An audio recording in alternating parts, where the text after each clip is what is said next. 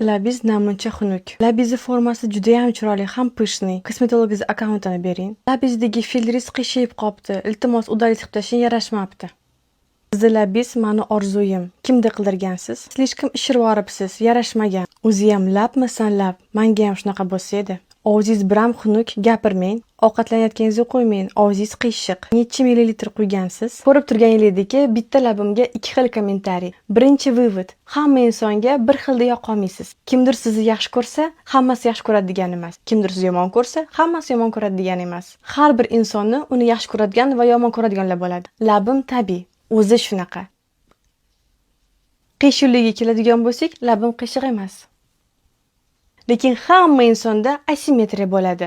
Ya'ni agar o'rtasidan bitta chiziq yuborsangiz, bitta tarafi kattaroq, bitta tarafi kichikroq bo'ladi. Hattoki burun teshiklari ham ikki xil bo'ladi. Quloqlaringiz ham ikki xil, oyoqlaringiz, qo'llaringiz, barmoqlaringiz, hamma narsa ikki xil bo'ladi. Bir xil одинаковый simmetrichniy bo'la olmaydi. Men esa ko'pincha gapirayotganimda bitta taraf ketib qoladi labim. O'shaning uchun balki qiyshiq ko'rinar. Labim tabiiy. Agar birovning ko'rinishi sizga yoqmayotgan bo'lsa, pretenziyalaringizni yaratganga jo'nating.